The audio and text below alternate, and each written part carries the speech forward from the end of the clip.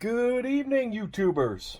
Been a long day, been a long week, and it's been a minute or two since we've last been together. But that's about to change tonight because I'm just going to rattle off a whole bunch of shorties. So this just happens to be the first in a list of a handful, and you can probably guess what this video is about because of what's sitting right here. I made a video a few weeks back about springs. And the fact that this particular 1911 has had quite a few thousand rounds through it over the years, and haven't changed the springs. And I was at a range session, I think it was right around the Father's Day weekend, and I had an experience that I haven't had in ever with this gun, and that was a handful of failure to ejects. So I thought, it hadn't been cleaned in a couple years, so I thought two things: new springs and a good cleaning. So I did both. I showed you the cleaning, and then at the same time I fired off an email to our folks at Ed Brown and wanted to confirm which set of springs and or stuff that I would need.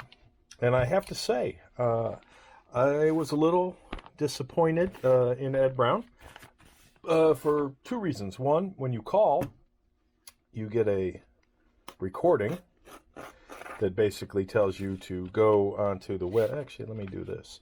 That tells you to go onto the website and fill out your issue, which I did. So I filled out my issue thing, which basically said, here's my pew pew, here's my serial number, and I need to get springs, and I want to confirm with you guys which springs I need to get, because I can look online, and if you've ever been to Ed Brown's website,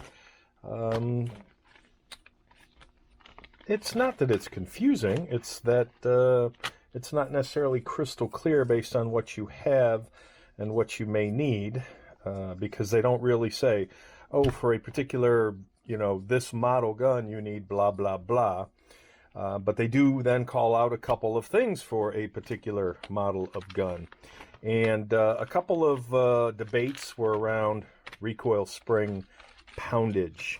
And there's a number of folks that say that this particular 1911 ships with a 20-pound recoil spring for this particular commander size 45. Others will say they run it with an 18 for this commander size. So given the price, I think they're $10 a pop. I thought I will try both because, again, I was reading different things from different people. Some people were swearing that the 18, this comes with the 18. Other people, including Ed Brown's site, says it comes with the 20. So again, opted for the 20. No big deal. Then Sear Spring.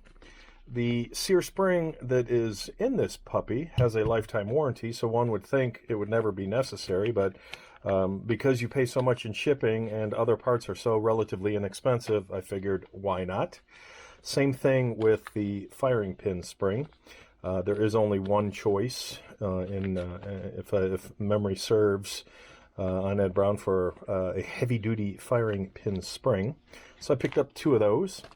And then another big debate was the Mainspring housing. So if you look on Ed Brown's site and you page through their spring section, you can't find this directly, this Mainspring housing internals. So it's, a mini kit of the mainspring, when all I needed is this mainspring. And I want to say this is a 23-pound, yes, 23-pound mainspring. But what Ed Brown does sell is what's called a tune-up kit when you look under their springs. So if you go looking for just this mainspring, you won't find it. You'll find a tune-up kit that is like $22. And I didn't want to buy a tune-up kit because I didn't need a tune-up kit. I wanted to buy a mainspring housing, mainspring kit. Wow, I haven't even had any tea. I wanted to buy a mainspring for the mainspring housing, which still comes with other things. So it's kind of like a mini kit.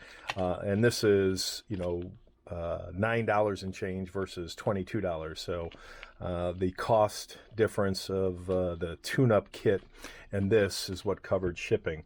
So I went ahead and picked all that stuff up. Ed Brown has still never responded to my email inquiry about confirmation of springs.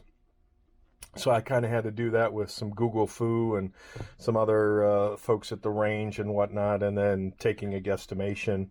Again, no dings on Ed Brown, but I thought that's kind of crappy. I can understand not answering the phone, but not answering the email for, what was that, Father's Day weekend? June, what are we at? Maybe a month ago. So shipping was relatively fast. No complaints there. They shipped via FedEx, and all is good. So we are going to call that done. And I'm not going to change the springs because, at least not right now, I will have these for a rainy day, because after cleaning this and taking it to the range, it has been flawless for a few hundred rounds. So whatever I was experiencing on the Father's Day weekend has not reoccurred since its cleaning. And again, that was the once every 2 years or so cleaning. So I'm going to call this good because I was paying attention to where my brass was popping and landing, and I'm okay with that right now. So we're going to hold off on the springs for a rainy day. And that is it for this video. On to the next one.